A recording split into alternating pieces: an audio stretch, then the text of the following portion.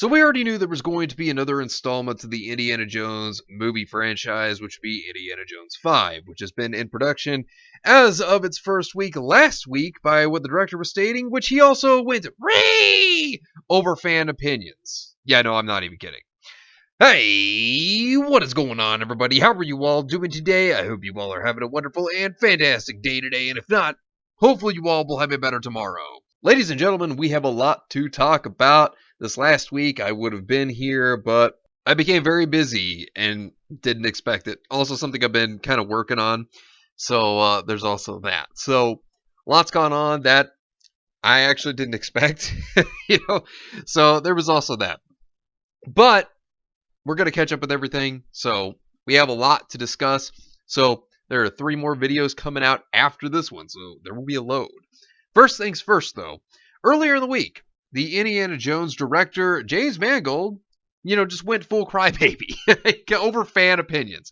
This article is by Bounding Into Comics. Indiana Jones director, James Mangold, throws temper tantrum after fan voices concerns about his upcoming movie. It's really pathetic and sad that a movie director would get very upset because a fan is just concerned for the movie. I myself have a lot of concerns for Indiana Jones 5. I have multiple reasons for my concerns. First off, if you saw Indiana Jones 4, well, that's already the first thing. Harrison Ford is older, so, he's 78 years old. It's going to be hard for him to be able to perform the stunts that they'll probably want him to perform because, he's not 34 years old anymore. So he's not going to be able to do what he could back when he was younger.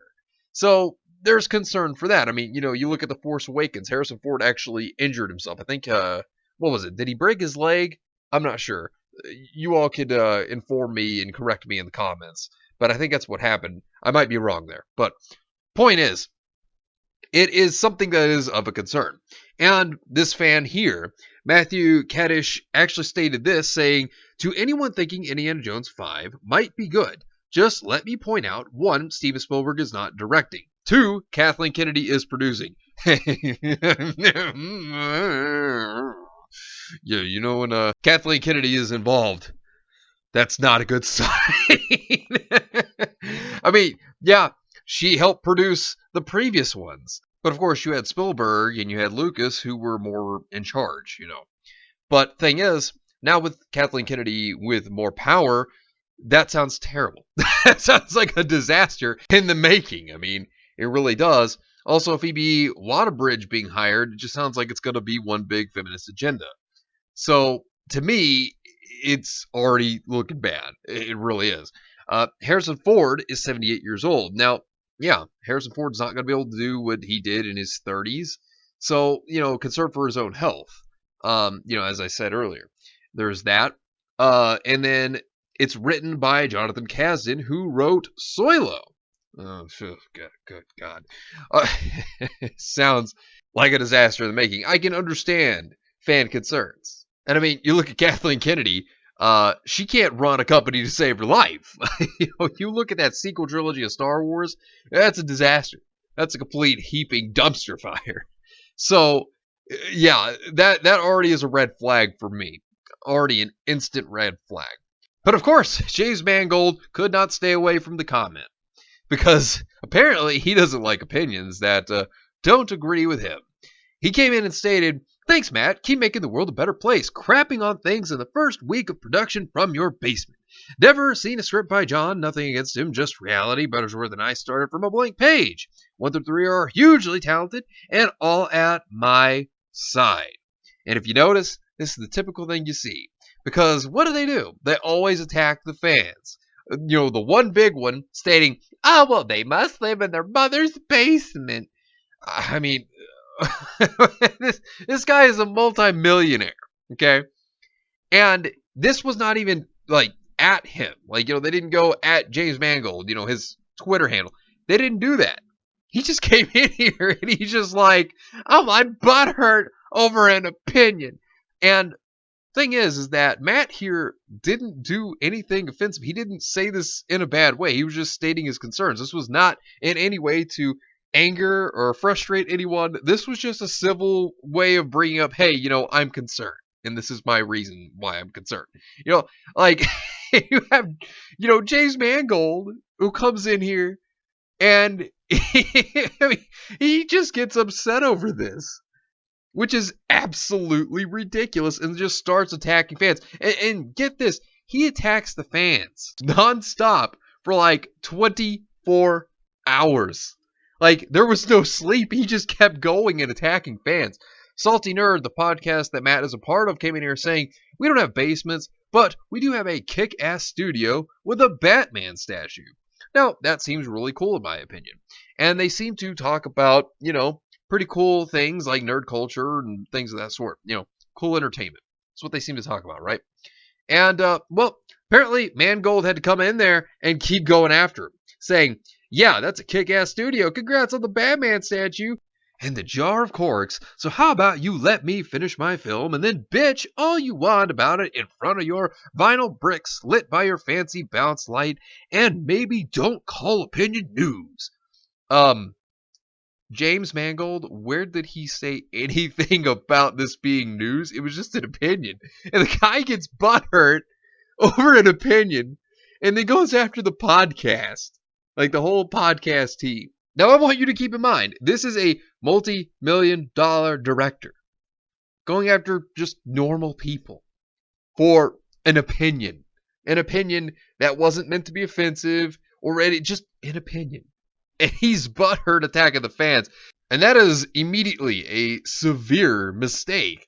Because when you attack the fans of something, don't expect them to feel that they're going to want to support you. Or don't expect them to support you at all. Because if there's no mutual respect, then get ready. They're going to walk away. And thing is about this, James Mangold started attacking fans over an opinion. Over an opinion that was just a normal statement that anybody could make that was not offensive to anyone. Nothing mean in there being said. Just actual concerns. I mean, this just goes to show you why people are like, yeah, there's a lot of assholes in Hollywood, and this is it right here. James Mangold is a prime example of that. Because it wasn't even targeted at him. It wasn't like, oh, hey, James Mangold, Twitter handle. No. He just comes in there and just gets upset. Absolutely ridiculous. And, these companies, what they're supposed to be doing is they're supposed to be appealing to the fans, right? Trying to make a good quality product to lure you in. To be like, hey, look, we're making good entertainment for you. Come watch our movie. Something that's going to want you to be invested, right? That's their job.